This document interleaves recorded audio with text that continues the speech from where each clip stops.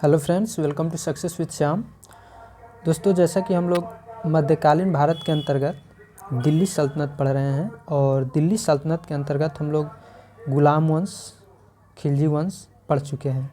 जैसा कि हम लोग जानते हैं कि दिल्ली सल्तनत के अंतर्गत टोटल 5 वंशों ने शासन किया था। गुलाम वंश, खिलजी वंश, तुगलक वंश, सैयद वंश और लोधी वंश। तो आज इस टॉपिक में हम लोग पढ़ेंगे तुगलक वंश के बारे में। और तुगलक वंश का शासनकाल 1320 से 1398 ईस्वी तक रहा है। जैसा कि हम लोग पिछले लेक्चर में पढ़े थे कि खिलजी वंश का जो अंतिम शासक था मुबारक खिलजी, तो मुबारक खिलजी का वजीर था खुसरो खां, और खुसरो खां ने मुबारक खिलजी की हत्या करके दिल्ली की गद्दी पर बैठा था। उसके बाद क्या हुआ कि गाजी मलिक यानी गयासुद्दीन तुगलक नाम का एक व्यक्ति खुसरो खां को पराजित करके तुगलक वंश की स्थापना की। ठीक है, तो आज इस टॉपिक में हम लोग तुगलक वंश के जो शासक हैं गयासुद्दीन तुगलक, मोहम्मद बिन तुगलक, फिरोज शाह तुगलक, इन लोगों के बारे में जानेंगे। इन लोगों के द्वारा जो महत्वपूर्ण कार्य किए गए हैं उसको जानेंगे। ये सारे बहुत ही इम्पोर्टेंट है परीक्षाओं की दृष्टि से। तो आइए शुरू करते हैं और जानते हैं आज का टॉपिक। देखिए, 5 सितंबर 1320 ईस्वी को खुसरो खां को पराजित करके गाजी मलिक या तुगलक गाजी गयासुद्दीन तुगलक के नाम से 8 सितंबर 1320 ईस्वी को दिल्ली के सिंहासन पर बैठा। गयासुद्दीन ने अलाउद्दीन के समय में लिए गए अमीरों की भूमि को पुनः लौटा दिया। ठीक है, जैसा कि हम लोग पिछले लेक्चर में पढ़े थे कि अलाउद्दीन खिलजी यानी खिलजी वंश के पहले जितने भी शासक थे वे अपने अमीरों को कुछ ज़मीन दिए थे, दान में दिए थे, इनाम में दिए थे। उसके बाद कुछ ऐसी ज़मीनें होती थी, कुछ ऐसी भूमि होती थी जो मस्जिदों में, मंदिरों में दान में दी जाती थी, अमीरों को इनाम के रूप में दी जाती थी। तो उसको अलाउद्दीन खिलजी ने अपने शासनकाल में उसको फिर से ले लिया था, लौटा लिया था। लेकिन गयासुद्दीन तुगलक ने फिर से उस ज़मीनों को वापस लौटा दिया। ठीक है, इसने सिंचाई के लिए कुएं एवं नहरों का निर्माण करवाया। गयासुद्दीन तुगलक दिल्ली सल्तनत का प्रथम ऐसा शासक था जिसने सिंचाई के लिए कुएं एवं नहरों का निर्माण करवाया था। गयासुद्दीन तुगलक ने दिल्ली के समीप स्थित पहाड़ियों पर तुगलकाबाद नाम का एक नया नगर स्थापित किया था, और यह नगर रोमन शैली में बनाया गया था, और एक दुर्ग का निर्माण इसके चारों तरफ किया गया था। इस दुर्ग को 56 कोट के नाम से जाना जाता है। गयासुद्दीन तुगलक की मृत्यु 1325 ईस्वी में बंगाल के अभियान से लौटते समय जूना खां द्वारा निर्मित लकड़ी के महल में दबकर हो गई। जूना खां वही है जो हम आगे पढ़ेंगे मोहम्मद बिन तुगलक के बारे में, उसी का नाम है जूना खां। और गयासुद्दीन तुगलक बंगाल के अभियान से लौट रहा था 1325 ईस्वी में। तो जूना खां उसके स्वागत के लिए एक लकड़ी का महल बनाया था, और उसी में क्या हुआ कि किसी कारण से वह महल गिर गया और उसी में दबकर गयासुद्दीन तुगलक की मृत्यु हो गई। गयासुद्दीन के बाद उलूग खां या जूना खां मोहम्मद बिन तुगलक के नाम से 1325 ईस्वी में दिल्ली के सिंहासन पर बैठा। ठीक है, मध्यकालीन सभी सुल्तानों में मोहम्मद तुगलक सर्वाधिक शिक्षित, विद्वान एवं योग्य व्यक्ति था। दिल्ली सल्तनत में जितने भी सुल्तान हुए हैं, जितने भी शासक हुए हैं, सब में सबसे ज़्यादा शिक्षित और विद्वान और योग्य व्यक्ति मोहम्मद बिन तुगलक था। मोहम्मद बिन तुगलक को अपनी सनक भरी योजनाओं, क्रूर कृत्यों एवं दूसरे के सुख दुख के प्रति उपेक्षा भाव रखने के कारण स्वप्नशील, पागल एवं रक्त पिपासु कहा गया है। मोहम्मद बिन तुगलक ने कृषि के विकास के लिए अमीर ए कोही नामक एक नवीन विभाग की स्थापना की थी। ठीक है, इसको स्टार लगा लीजिए। कई बार परीक्षाओं में पूछा जा चुका है कि मोहम्मद बिन तुगलक ने कृषि के विकास के लिए किस विभाग की स्थापना की थी। तो इसने अमीर ए कोही नामक एक नवीन विभाग की स्थापना की थी। मोहम्मद बिन तुगलक ने अपनी राजधानी दिल्ली से देवगिरी में स्थानांतरित की और इसका नाम दौलताबाद रखा था। मोहम्मद बिन तुगलक अपने प्रत्येक मल्ली के सम्मान में पोशाक दिया करता था, एक जाड़े में और दूसरा गर्मी में। कहा जाता है कि डाक प्रबंधों के द्वारा मोहम्मद बिन तुगलक के लिए ताज़े फल खुरासान से एवं पीने के लिए गंगा जल मंगवाया जाता था। उसके बाद है कि सांकेतिक मुद्रा के अंतर्गत मोहम्मद बिन तुगलक ने कांसा या फरिश्ता के अनुसार कहा गया है और तांबा बरनी के अनुसार। तो कांसा और तांबा धातुओं के सिक्के चलवाए जिनका मूल्य चांदी के रुपए टंका के बराबर होता था। एडवर्ड थॉमस ने मोहम्मद बिन तुगलक को प्रिंस ऑफ मनियर्स की संज्ञा दी है। यह भी परीक्षा में पूछा जा चुका है कि किसने मोहम्मद बिन तुगलक को प्रिंस ऑफ मनियर्स की संज्ञा दी थी। अफ्रीकी यानी मोरक्को यात्री इब्न बतूता लगभग 1333 ईस्वी में भारत आया था और सुल्तान ने इसे दिल्ली का काजी नियुक्त किया था। 1342 ईस्वी में सुल्तान ने इसे अपने राजदूत के रूप में चीन भेजा था। इब्न बतूता की पुस्तक रहल्ला है, ठीक है, जिसमें मोहम्मद बिन तुगलक के समय की घटनाओं का वर्णन किया गया है। इसने अपनी पुस्तक में विदेशी व्यापारियों के आगमन, डाक चौकियों की स्थापना यानी डाक व्यवस्था एवं गुप्तचर व्यवस्था के बारे में लिखा है। इसने नगाड़ों की भारी ध्वनि के बीच एक स्त्री के सती होने का दृश्य का वर्णन किया है। इसके कथनानुसार सती होने के लिए सुल्तान से अनुमति लेनी पड़ती थी। इसके काल में मोहम्मद बिन तुगलक के काल में सती होने के लिए सुल्तान से यानी मोहम्मद बिन तुगलक से अनुमति लेनी पड़ती थी। मोहम्मद बिन तुगलक के समय जिया नक्शबी पहला व्यक्ति था जिसने संस्कृत कथाओं की एक श्रृंखला का फारसी में अनुवाद किया था। इस पुस्तक का नाम तूतीनामा था। क्या था? तूतीनामा, जिसमें एक तोता एक ऐसी बिरहनी नायिका की कहानी सुनता है जिसका पति यात्रा पर गया हुआ है। मोहम्मद बिन तुगलक ने जिन प्रभु सूरी नामक, यह बहुत इम्पोर्टेंट है, जिन प्रभु सूरी नामक जैन साधु को अपने दरबार में बुलाकर सम्मान प्रदान किया था। मोहम्मद बिन तुगलक की मृत्यु 20 मार्च 1351 ईस्वी को सिंध जाते समय थट्टा के निकट गोडाल में हो गई थी और मोहम्मद बिन तुगलक के शासनकाल में दक्षिण में हरिहर एवं बुका नामक दो भाइयों ने 1336 ईस्वी में स्वतंत्र राज्य विजयनगर की स्थापना की थी। विजयनगर कहने का मतलब जीत का शहर।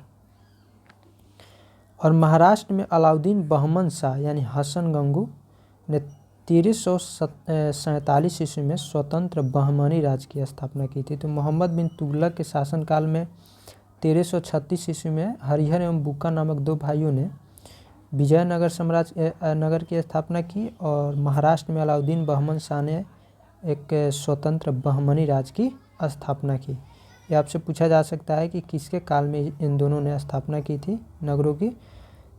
तो नेक्स्ट है कि मोहम्मद बिन तुगलक की मृत्यु पर इतिहासकार बदायूं क्या कहता है। तो इसने कहा है कि अंततः लोगों को उससे मुक्ति मिली और उससे लोगों से। यह कथन देकर आपसे पूछ सकता है कि यह कथन किसका है। तो यह बदायूं ने, इतिहासकार बदायूं ने कहा है कि अंततः लोगों को उससे मुक्ति मिली यानी मोहम्मद बिन तुगलक से, और उससे लोगों से यानी मोहम्मद बिन तुगलक को लोगों से मुक्ति मिली। मोहम्मद बिन तुगलक शेख अलाउद्दीन का शिष्य था। किसका शिष्य था? शेख अलाउद्दीन का शिष्य था। वह सल्तनत का पहला शासक था जो अजमेर में शेख मुइनुद्दीन चिश्ती की दरगाह और बहराइच में सलार मसूदी गाजी के मकबरे में गया था। मोहम्मद बिन तुगलक ने बदायूं में मीरन मुलहिम, दिल्ली में शेख निजामुद्दीन औलिया, मुल्तान में शेख रुकनुद्दीन, अजुधन में शेख मुल्तान आदि संतों के कब्र पर मकबरे बनवाए थे। फिरोज तुगलक का राज्याभिषेक थट्टा के नज़दीक 20 मार्च 1351 को हुआ। जैसे कि हम लोगों ने अभी पढ़ा कि सिंध के नज़दीक थट्टा में 1351 में मोहम्मद बिन तुगलक की मृत्यु हो गई। तो थट्टा में ही यानी 1351 में ही थट्टा में फिरोज का राज्याभिषेक किया गया और फिर से दिल्ली में अगस्त 1351 में उसका राज्याभिषेक किया गया। खलीफा द्वारा इसे कासिम अमीर उल मोमिनीन की उपाधि दी गई। राजस्व व्यवस्था के अंतर्गत फिरोज ने अपने शासनकाल में 24 कष्टदायक करों को समाप्त कर केवल 4 कर यानी खराज यानी लगान जिसे कहते हैं, खोम्स युद्ध में लूट का धन, जजिया एवं जकात को वसूल करने का आदेश दिया था। फिरोज तुगलक ब्राह्मणों पर जजिया लागू करने वाला पहला मुसलमान शासक था। फिरोज तुगलक ने एक नया कर सिंचाई कर शामिल किया और वह उपज का 1/10 भाग होता था। बहुत इम्पोर्टेंट है कि भारत में सबसे पहले जजिया कर किसने शुरू किया था? तो फिरोज़ तुगलक ने। जजिया कर गैर मुसलमानों से लिया जाने वाला कर था, दरअसल ब्राह्मणों से लिया जाता था। तो ब्राह्मणों पर जजिया लागू करने वाला पहला मुसलमान शासक था फिरोज़ शाह तुगलक। और फिरोज़ तुगलक ने एक नया कर सिंचाई कर भी लगाया था, जो उपज का 1/10 भाग होता था। फिरोज़ तुगलक ने 5 बड़ी नहरों का निर्माण करवाया था। अगेन वेरी इंपॉर्टेंट है। फिरोज़ तुगलक ने 300 नए नगरों की स्थापना की। इनमें हिसार, फिरोजाबाद दिल्ली में है, फतेहाबाद, जौनपुर, फिरोजपुर इसमें प्रमुख नगर हैं। इसके शासनकाल में खिजराबाद यानी टोपरा गांव और मेरठ से अशोक के 2 स्तंभों को लाकर दिल्ली में स्थापित किया गया है। ठीक है। सुल्तान फिरोज़ तुगलक ने अनाथ मुस्लिम महिलाओं, विधवाओं एवं लड़कियों की सहायता के लिए एक नए विभाग दीवान खैरात की स्थापना की थी। ये सारे इम्पोर्टेंट पॉइंट हैं। सल्तनत कालीन सुल्तानों के शासनकाल में सबसे अधिक दासों की संख्या 1,80,000 करीब 1,80,000 फिरोज़ तुगलक के समय में थी। जैसे कि आप जानते हैं कि ये सल्तनत काल में शासक दासों को खरीदता था सैनिक सेवा के लिए, तो सबसे ज़्यादा दासों की संख्या इसके काल में थी। फिरोज़ तुगलक के काल में लगभग 1,80,000 दास थे। दासों की देखभाल के लिए फिरोज़ ने एक नए विभाग दीवान बंदगान की स्थापना की, जिसने सैन्य पदों को और हाँ, एक और इम्पोर्टेंट बात है कि फिरोज़ शाह तुगलक ने सैन्य पदों को इम्पोर्टेंट यानी वंशानुगत बना दिया था। क्या कर दिया था? सैन्य पदों को वंशानुगत बना दिया था।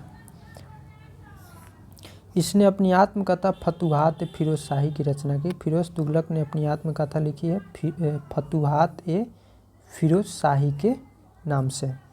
इसने जियाउद्दीन बर्नी एवं शम्स सिराज अफीफ को अपना संरक्षण प्रदान किया था। इसने ज्वालामुखी मंदिर के पुस्तकालय से लूटे गए 1300 ग्रंथों में से कुछ को फारसी में विद्वान अपाउद्दीन द्वारा दलायते फिरोज शाही नाम से अनुवाद करवाया था।